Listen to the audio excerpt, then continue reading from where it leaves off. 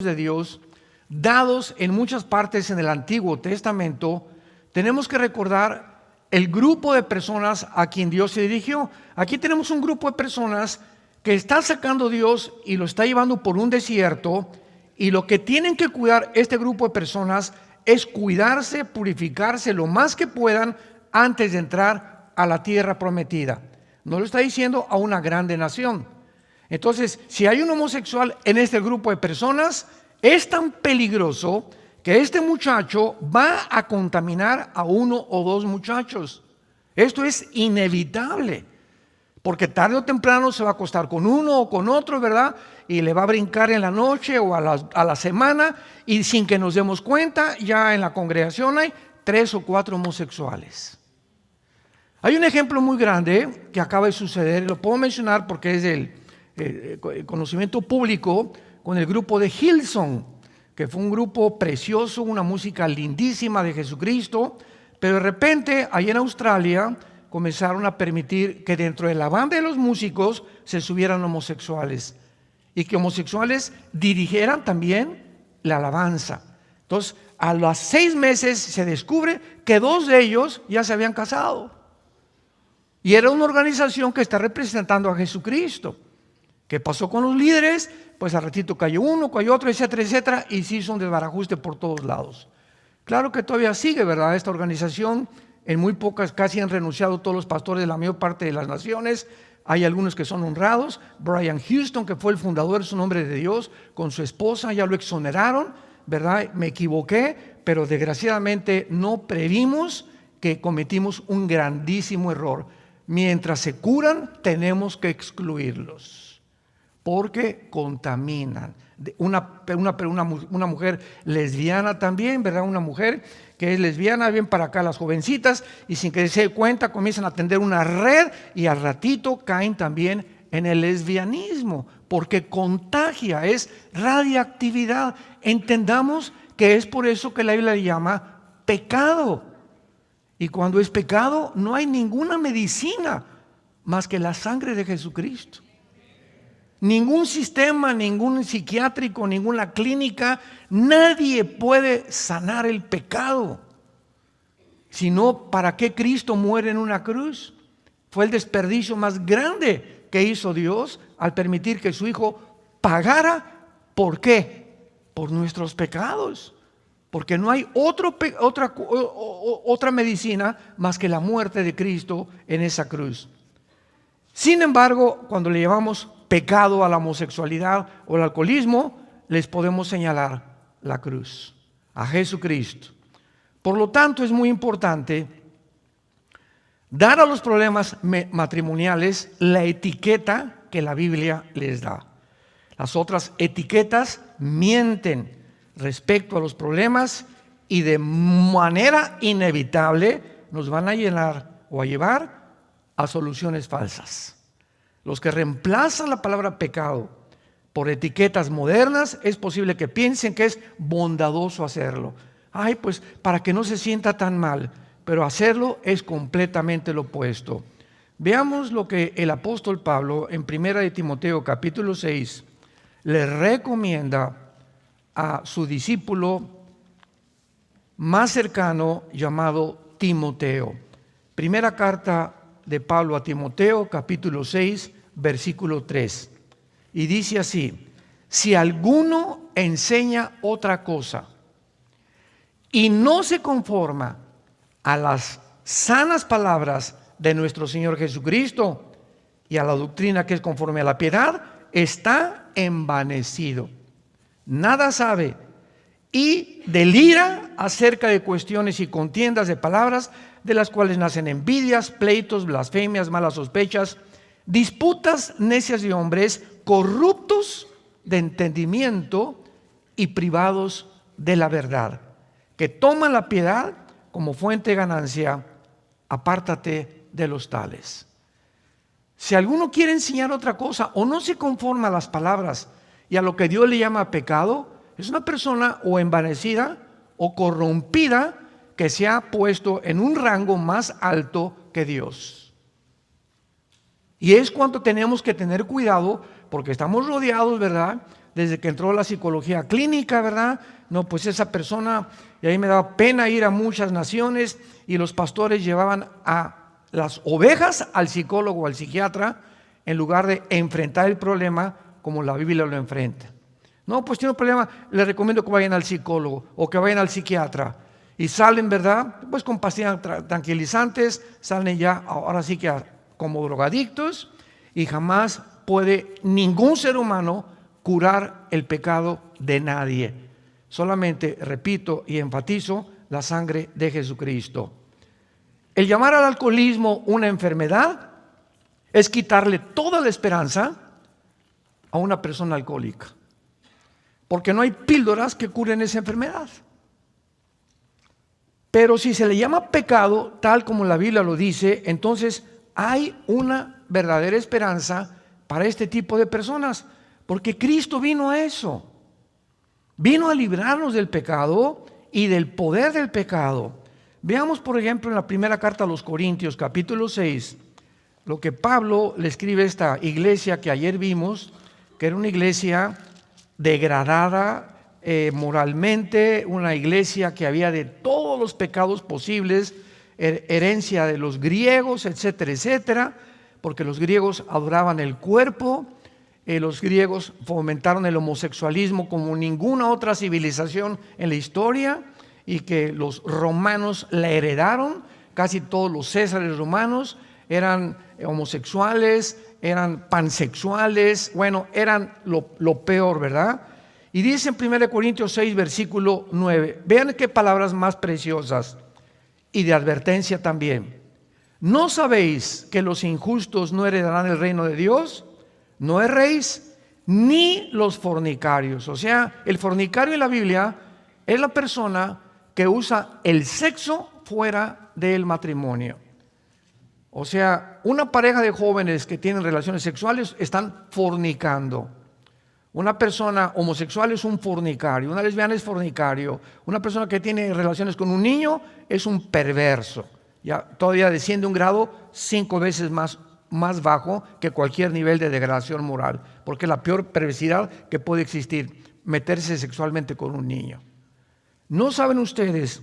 O sea, si no lo saben, van a saberlo. Ni los fornicarios, ni los idólatras, ni los adúlteros, ni los afeminados, ni los que se echan con varones, ni los ladrones, ni los avaros, ni los borrachos, ni los maldicientes, ni los estafadores heredarán el reino de Dios.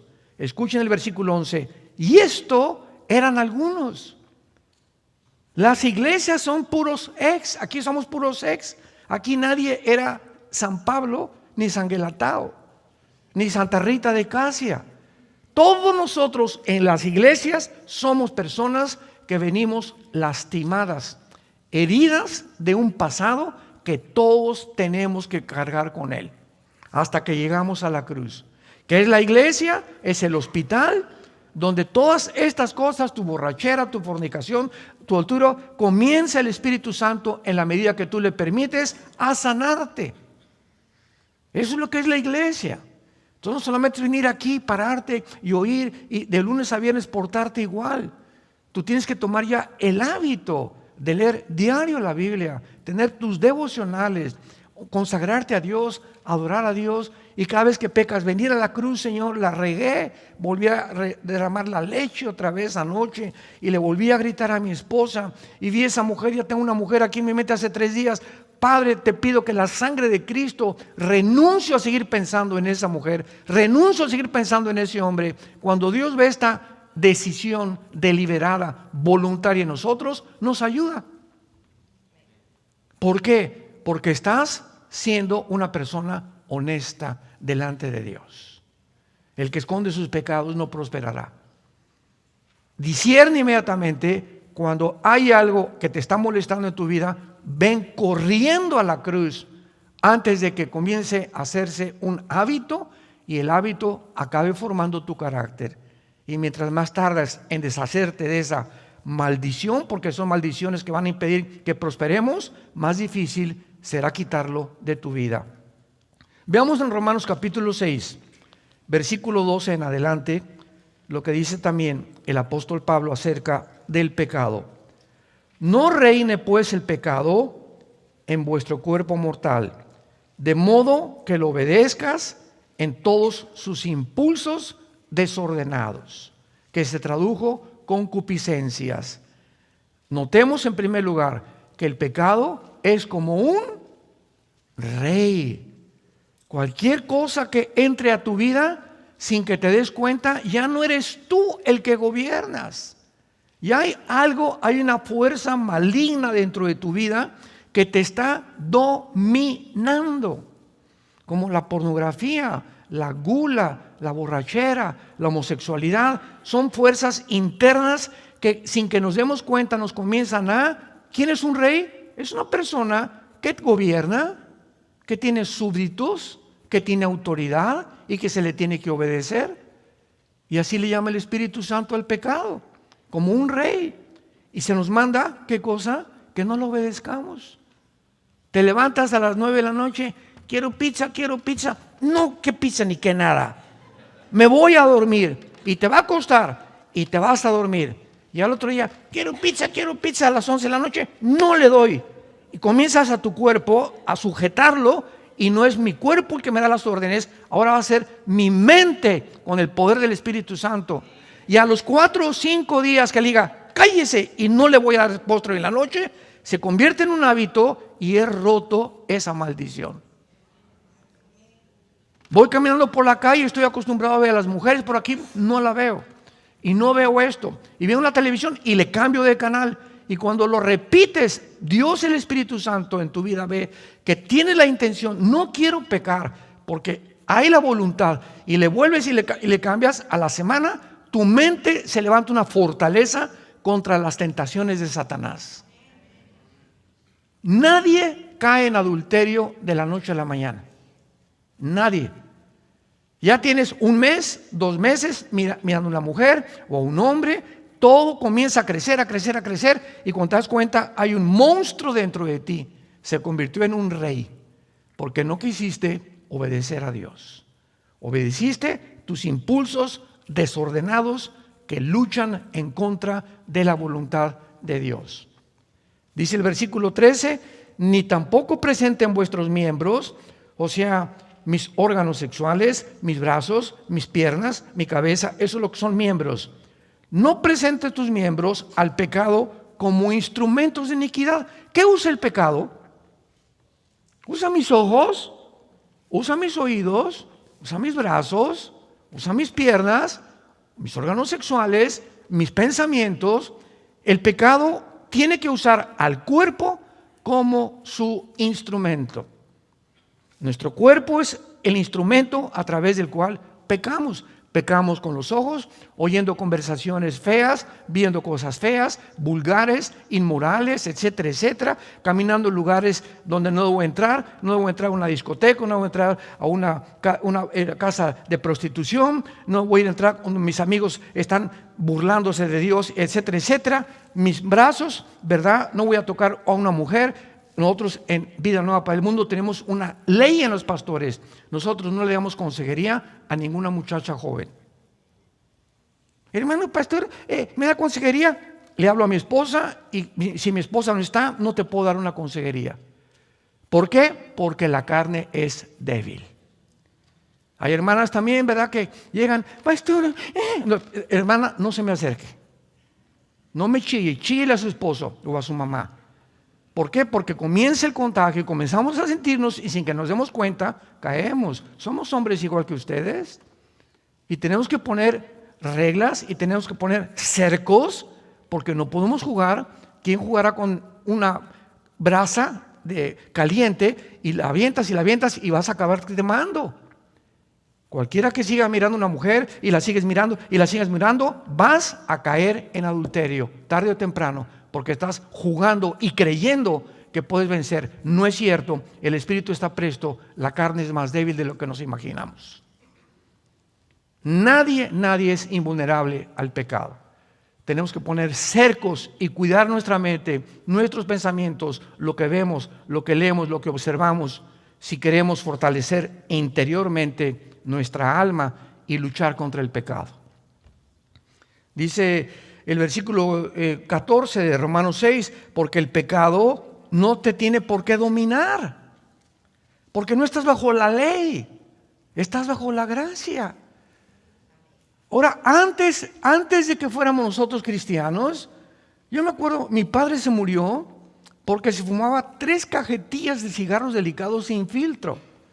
Pobrecito, se murió en 1970, en aquel tiempo no había la información que tenemos de la fumar. Se desayunaba una taza de café así, con 3 bolillos. Y el pan blanco te sube completamente todo aquello que va y favorece la diabetes. Entonces el pan blanco, elimínalo completamente de tu dieta. Trate de buscar pan integral, no tomar refrescos, nada de lat, etcétera, etcétera. Mi padre se muere a los 52 años con 4 ataques al corazón de arteriosclerosis. Me impactó tanto la muerte de mi padre porque era un hombre casi 1,90 de estatura, muy fuerte, etcétera, etcétera. Y engordó, y cuando se dio cuenta estaba bien gordo. Y le encantaban las quesadillas y las grasas y no había tanta información. Y lo tronó, ¿verdad? Se le llenó la sangre de colesterol y se muere de arteriosclerosis. Y ahora tenemos muchísima información porque Dios quiere que la generación que lleguemos al final, lleguemos saludables, lleguemos con energía.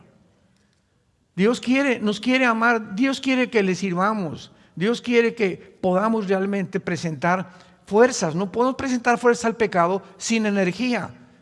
Y si tenemos debilidades en nuestra carne, es más difícil obedecer a Dios. Tenemos que disciplinar nuestro cuerpo y ponerlo en servidumbre. Veamos en 1 Corintios capítulo 9. Pablo, usando el ejemplo de los atletas de Grecia, porque él vivió en esa época, usando esta analogía, dice 1 Corintios 9, 25 al 27. Todo aquel que lucha, de todo, ¿qué cosa? ¿Recuerdan ustedes el último campeonato de fútbol en Sudáfrica? Brasil, todo en aquel tiempo jugaba Ronaldinho. De acuerdo a mi consideración, Ronaldinho ha sido el jugador de soccer más impresionante de toda la historia, más que Messi, más que Ronaldo, más que Beckham, más que todos. Era un mago, era un muchacho impresionante. Fue el maestro de Messi precisamente, Ronaldinho.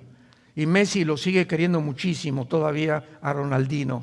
Bueno, en el campeonato de Sudáfrica, el entrenador de Brasil fue un entrenador, como deben ser los entrenadores, enérgicos. Y les tienen prohibido, por lo menos una semana antes, no tomar, no irse a una fiesta, acostarse a las 9, 10 de la noche, etcétera, etcétera. Ronaldinho, pues, como todos los grandes astros de cualquier cosa, se le subió a la cabeza y se fue a una casa de un prostíbulo, Ronaldinho, a acostarse con 2 o 3 mujeres. Regresó como a las 5 de la mañana, quiero entrenar, y le dijo al entrenador, no juegas en el campeonato. ¿Qué no sabe qué hizo Ronaldinho? Serás hijo del que tú me digas, no juegas en el campeonato. Y Ronaldinho desde ahí comenzó a bajar, se levantó un poco, vino a México a jugar, etcétera, etcétera, pero ya nunca en su vida volvió a ser el mismo. ¿Por qué? Todo atleta, todo el que lucha, se abstiene de todo. Tú no puedes ser boxeador y al otro día pelear contra no sé quién y cenar pizza o medio kilo de helado. Ni tampoco tener relaciones con tu esposa para que la energía la guardes en tu pelea de box. Uno que es atleta, uno que entra en este campo, de todo se abstiene. Y el entrenador, si ve que algún jugador, algún boxeador, algún deportista, beisbolista, lo que sea, no se acepta las reglas, lo eliminan del partido. Porque tiene que haber disciplina en sus cuerpos. Y dice Pablo, unos para recibir una corona corruptible, pero otros una incorruptible.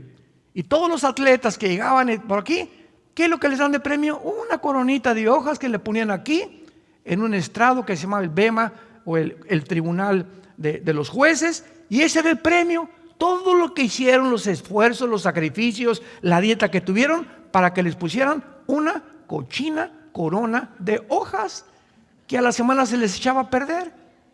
Y nosotros no estamos buscando una corona de esas, sino una incorruptible. No tenemos idea de los premios que Dios tiene guardados cuando nosotros le obedecemos. Y miren lo que dice a continuación. Así que, dice Pablo, yo de esta manera corro, no como a la aventura. De esta manera peleo, no como quien golpea al aire, sino que golpeo mi cuerpo y lo pongo en servidumbre. Ahora vas a ser mi esclavo. Me engañaste, ¿verdad? Y que fumar, y que emborracharme, y que por acá, y que ver, pues ahora no. Mi mente la voy a fortalecer y mi cuerpo va a ser mi esclavo.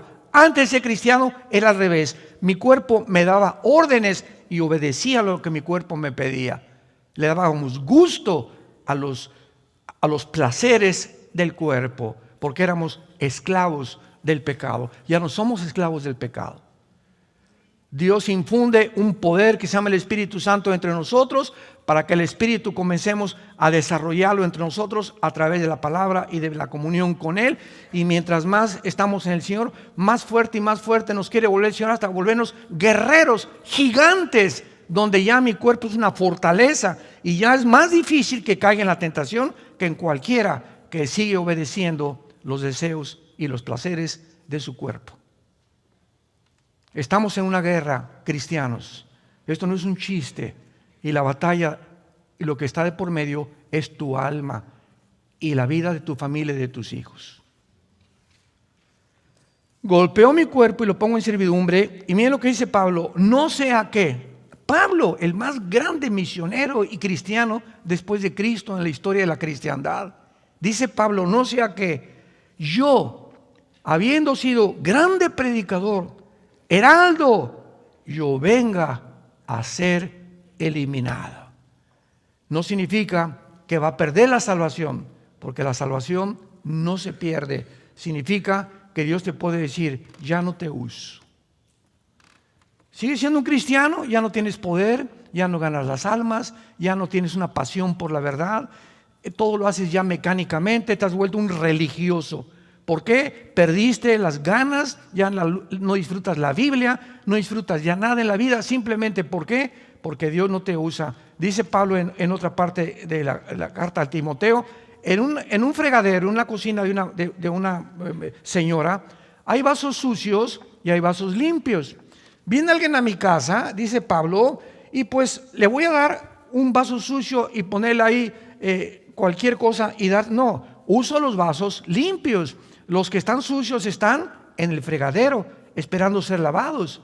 Y hasta que no sean lavados, no se pueden usar. Y dice Pablo, así son las vidas de ustedes. Cuando Dios quiere usar a alguien, ¿a quién va a buscar?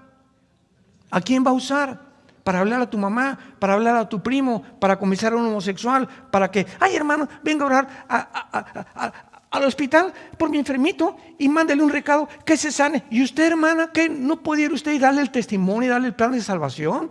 No puedo. ¿Por qué no puede? Porque está sucia seguramente.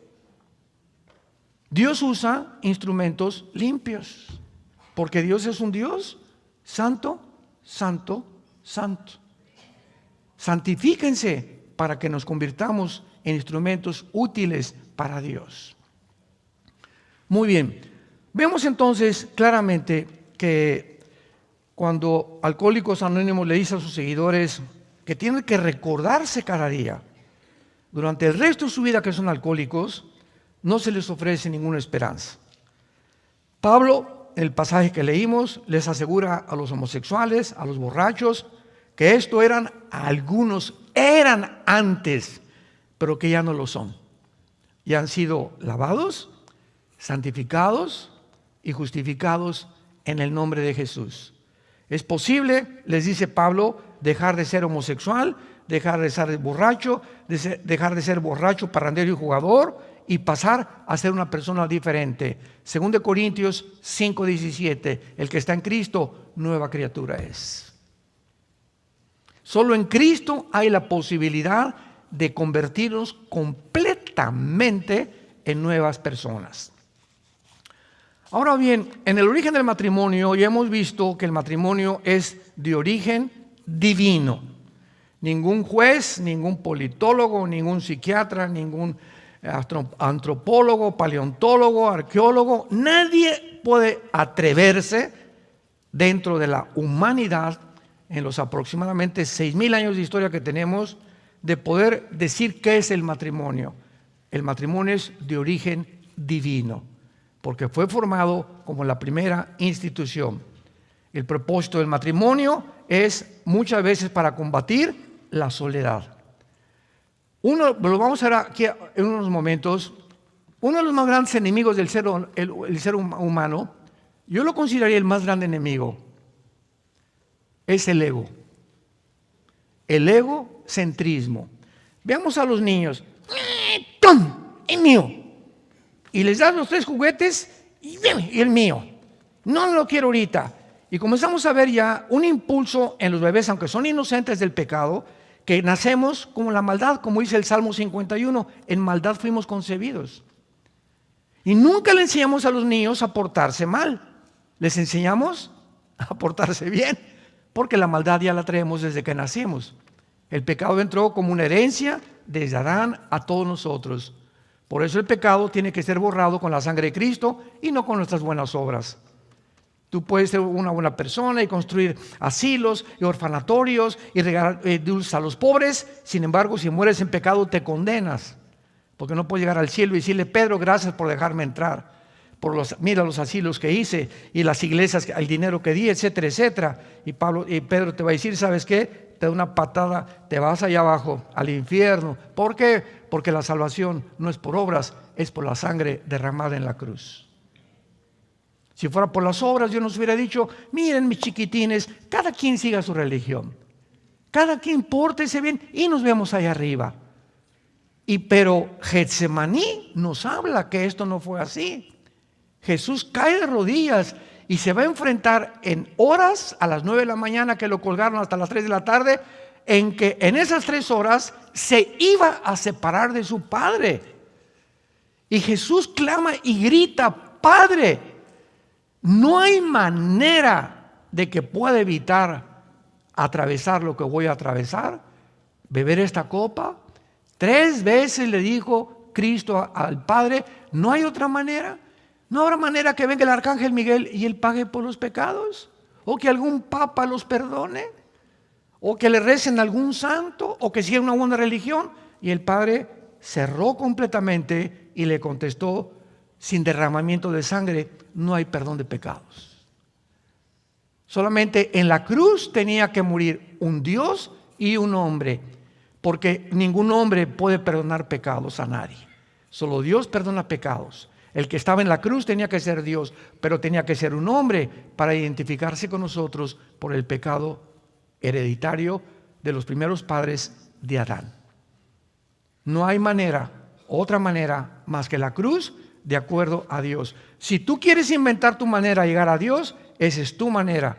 Y eso es la soberbia, que somos nosotros los que dictamos cómo llegar a Dios. No, la Biblia nos dice que Él pone y Él ha establecido los términos para llegar al cielo. ¿Los aceptas o te va a rechazar como Caín? ¿Se acuerdan de Caín?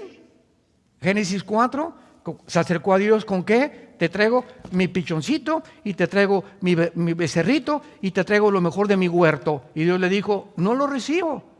¿Por qué? Porque tu hermano me trajo la sangre de una oveja. Desde el principio se establece que tiene que haber un sustituto para pagar tus pecados.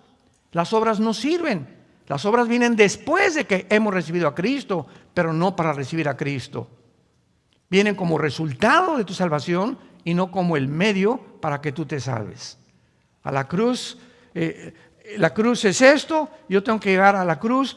Señor, gracias porque, mira, no soy tan malo, ¿verdad? Y no he sido adúltero, como las prostitutas, ni borracho, ni parrandero, ni jugador.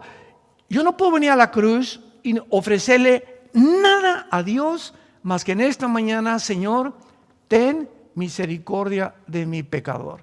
No tengo, Señor, nada que ofrecerte. Soy un miserable pecador. Ni nada de lo que he hecho te va a satisfacer. Creo que tú en la cruz pagaste por mis pecados. Y ahí es cuando Dios entra a tu vida, porque has reconocido que es por creer en el sacrificio y no por lo que hayamos hecho.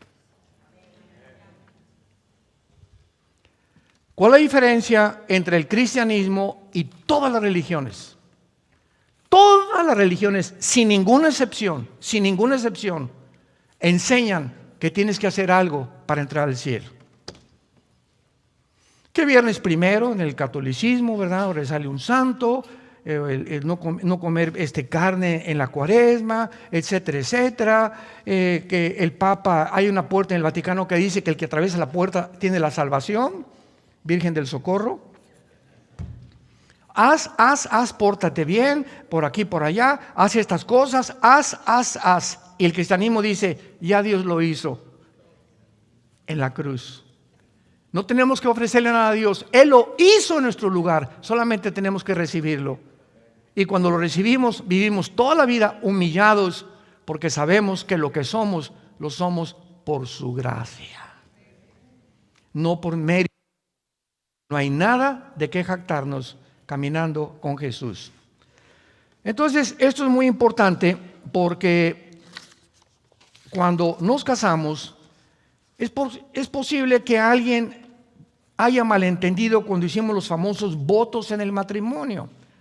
Cuando una pareja, vamos a abordar el tema del egocentrismo, porque si el ego es el principal problema del matrimonio, Cristo vino precisamente a eso, a librarnos del ego. Y es en el matrimonio el gimnasio de Dios. Si hay algún medio a donde podamos ejercitarnos para cada vez matar más nuestro ego, es en el matrimonio. ¿Por qué?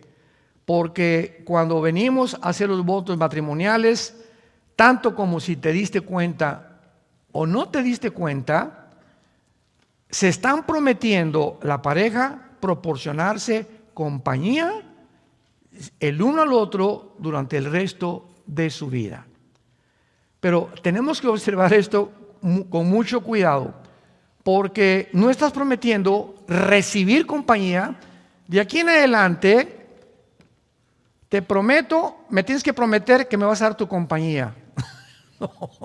En los votos matrimoniales es, te prometo que por lo que me queda de vida, te voy a dar compañía. Es dar y no recibir.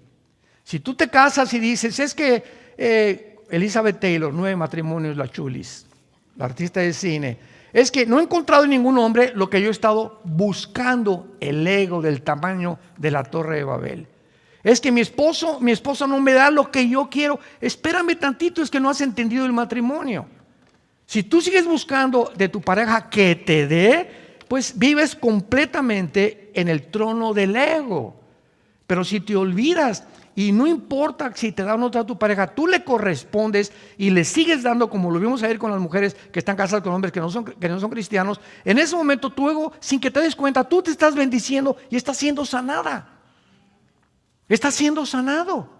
Y llega un momento en que ya es tan grande tu pasión, ¿verdad?, por la persona, y si él se comete adulterio, pues que se vaya el gavilán, si te deja, que te deja, pero tú sigues siendo feliz, porque en el matrimonio te libraste y comenzaste a sanar tu ego, y estás lista. Si quieres casarte con otro, con otra, estás perfectamente preparado para segundo o terceras nupcias, si es la voluntad de Dios, porque si no, el segundo matrimonio es peor, el tercer es peor, el cuarto vas a acabar en el psiquiátrico.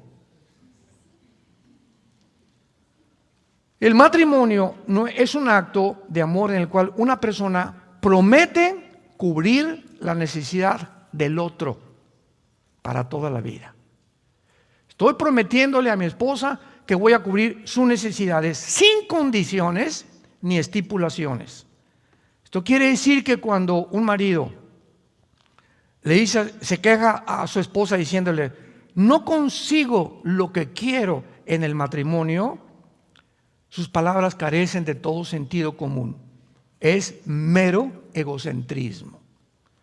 Se le tiene que contestar, usted, señora, usted, señor, no entró en el matrimonio a fin de conseguir algo para usted. El matrimonio y los votos que hizo fue para darle algo a su cónyuge. Es el secreto de la vida cristiana. De tal manera Dios amó que...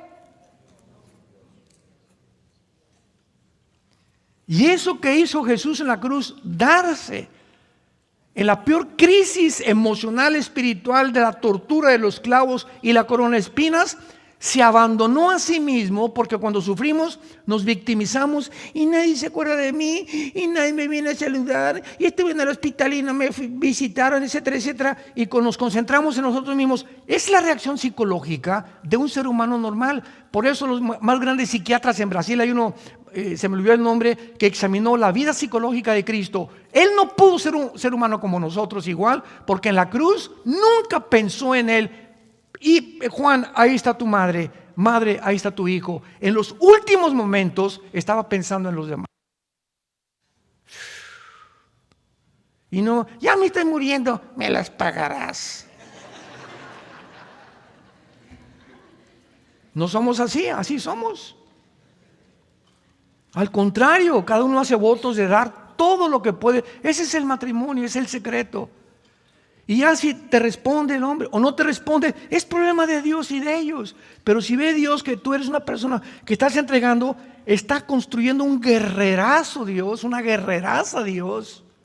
Porque mientras más te das a los demás o en tu matrimonio, más bendiciones te da Dios durante toda tu vida. Por lo tanto, ¿verdad? La única cuestión es preguntarse, ¿estoy cumpliendo mis votos? ¿Para qué me casé? ¿Para recibir? Y si no, muchas personas dicen, bueno, pues estoy dispuesto a dar con tal de que reciba algo a cambio. Hágame el favor, Jesús, María y el burrito que los acompaña. Pues yo daré lo que sea si recibo algo a cambio. Es una persona centrada en su ego.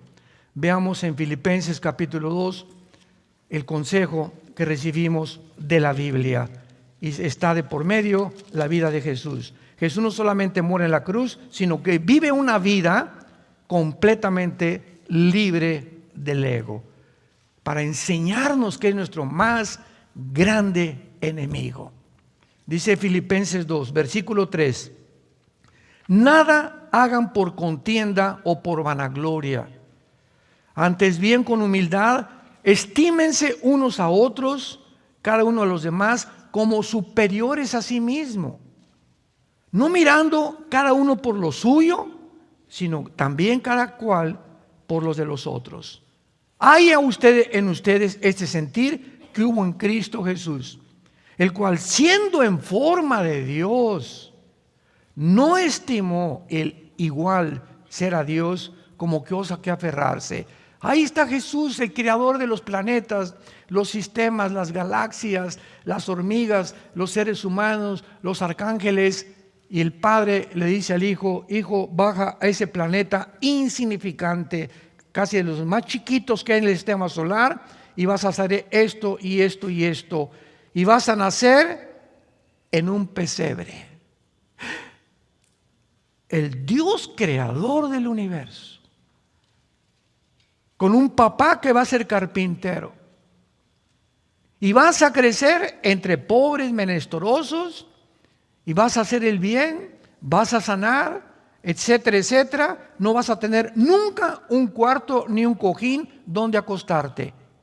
Vas a andar en el desierto, en los montes, con un grupo de hombres que te van a seguir, y les vas a enseñar todos los secretos que hay en el cielo para que en la tierra puedan entender cuál es su propósito, por lo cual yo los creé.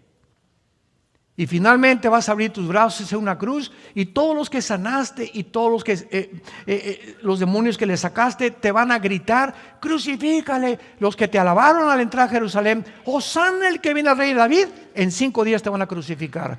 No confíes en los hombres, no confíes en la fama, no confíes en la popularidad, no confíes en los halagos que te hace la gente.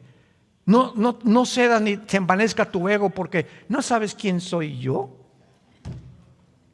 En los estacionamientos que tenemos en nuestras iglesias llegan los hermanos y tenemos un grupo de personas, estaciónense por ahí. ¿Qué usted no sabe quién soy yo? No, pero yo sí sé quién soy. Yo soy hijo de Dios.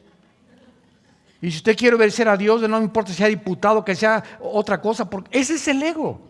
Siempre, ¿qué no sabes quién soy yo? ¿Qué no me tienen que tratar? Pónganme la alfombra. Todas esas personas son las más miserables de la vida. Hace algún tiempo di un ejemplo de la Madre Teresa. Todos ustedes saben la Madre Teresa de Calcuta, que tenía tenía muchas cosas para curar a enfermos de lepra, etcétera, etcétera. Y llegó a Nueva York la Madre Teresa. Y le preguntaron los reporteros: oiga, Madre Teresa, pues aquí en Nueva York hay millonarios que le pueden dar a usted un lugar con aire acondicionado, un leprosario, no tiene por qué regresar allá a la India, etcétera, etcétera. Aquí tenemos un carro, le ponemos una limusina a sus órdenes, porque ella era una figura pública. Y entonces ella contestó: no, pero ¿por qué nos niega usted eso? Y contesta la Madre Teresa: porque he aprendido que mi felicidad está en vivir para los demás, no en recibir yo atenciones, ni tampoco vivir en un medio ambiente cómodo, con cama king size, etcétera, etcétera. Yo he sido llamada y he encontrado que mi felicidad radica en dar mi vida por estos leprosos. Me regreso a Calcuta. Y le dijo adiós al dinero, a la fama, a todas esas cosas. La Biblia dice: recibirá un gran premio cuando entre al cielo. Siendo católica, hay católicos que se van a ir al cielo porque han vivido lejos del egocentrismo, que es el pecado más grande que podamos tener. Ahora, en penúltimo lugar, vemos nosotros que Jesucristo nos dice en la Biblia: de tal manera amó Dios al mundo que dio. Nos amó y se entregó. Amad a vuestros enemigos.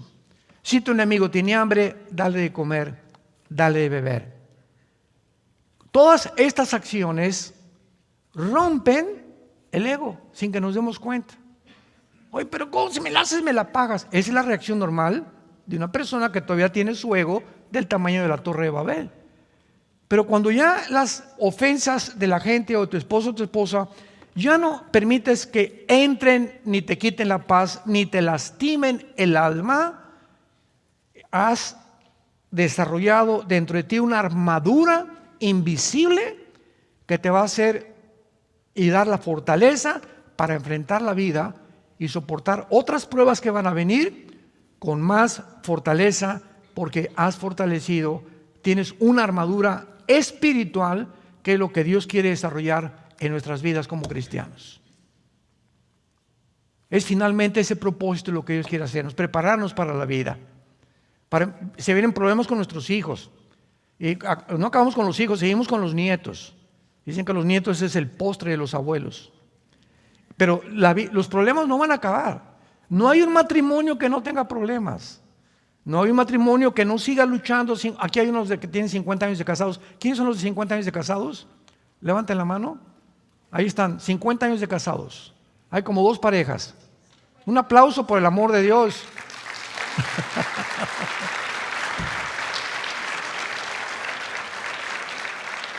Yo le dije al hermano: hazle una estatua a tu esposa. Y conteste ella: no, los dos nos hemos soportado. Qué lindo, ¿verdad? Para llegar a esa edad, ya las bodas de oro, es porque los dos realmente han puesto su parte. Es la única manera de tener un matrimonio feliz y contento. En otras palabras, notamos que en la Biblia todo comienza con dar. ¿Y dónde se demuestra más el egocentrismo también? ¿En dónde? En la cartera. Porque aquí, cuando sacas la cartera, ahí está completamente, donde está tu tesoro, está tu corazón. Y nos acostumbramos, antes de ser cristianos, a dar limosnas. 5 pesos ahí en la iglesia, 10 pesos, etcétera, etcétera. Lo que les decía ayer, se nos olvida la gente también, y comenzamos a darnos cuenta que la generosidad es un síntoma de los más grandes que existen, en que estás libre del ego, o que por lo menos vas a la mitad de tu camino, porque cada vez sientes más dar y dar de tu tiempo, de tu dinero, de tu esfuerzo. Llegas a la iglesia, y yo, no como al cine, yo llego en el cine y mis palomitas y mi refresco, y no me importa quién está acá ni quién está acá. Cuando llegas a la iglesia, no es el cine, llegas al cine, llegas a la iglesia a dar. Vengo ahorita al seminario: oye, no te conocía, mucho gusto, doña Chole, ¿cómo está usted? La veo medio triste, ¿me permite orar por usted? No, que entramos a la iglesia y santo, santo, santo, no saludamos a nadie, no nos importa a nadie, no pusimos los brazos sobre nadie, no oramos sobre nadie. ¿Por qué? Porque nuestro ego nos sigue controlando. Qué tristeza ver iglesias así. donde cada quien, ¿verdad? Nomás lo mío con orejeras y no saluda a nadie. Oye, mucho gusto, yo no la había visto cuando llegó usted a la iglesia. Mi nombre es fulano de tal, soy plomero, soy arquitecto, me da mucho gusto que venga. Mira qué bonita familia tiene, estamos para servirles, ¿eh? Y la gente cuando llega a una iglesia y ve que la gente lo recibe así, ¿a quién no le gusta que nos traten bien? ¿A quién no? Vean, este hotel es una característica de los buenos hoteles. Cuando llegas, oiga, señor Alducin, no, señor Alducin, le dije, ¿de dónde me conoces, compadre? ¿Qué, hemos estado en la cárcel juntos o qué? No, de hace 2, 3 años. ¿Cómo que hace 3 años? Sí, porque nos enseñaron a tener una lista de personas que pudiéramos apuntar, los que traen grupos, etcétera, etcétera, y hablarles por su nombre. Porque si alguien se siente importante es que te digan, oiga, señor Díaz, bienvenido. Ya saben que soy el señor Díaz y me reciben bien, ¿verdad? A todos nos gusta eso, ahí está el ego, ¿no? Ahí está el ego. Nos gusta que nos alaben, que nos exalten, etcétera, etcétera, que nos admiren. Ese es el ego. Y cuando ya evadimos todas esas cosas y lo único que nos importa es buscar dar y pasar tiempo, Cristo se detuvo en todo su ministerio 3, 4 horas con una mujer que llevaba 5 matrimonios, la samaritana, capítulo 4 de San Juan. Una mujer que llevaba 5 matrimonios y con el que estaba viviendo, la chulis, era su amante. ¿Y qué llegó Cristo con esta mujer a decirle? Eres una pecadora, etcétera, etcétera, dame de beber. Sí, y te voy a decir que esa agua vas a volver a tener sed. O sea, sigue buscando en los hombres la felicidad, nunca vas a estar satisfecho. Pero el agua que yo te daré será una fuente que salte de vida eterna en tu vida.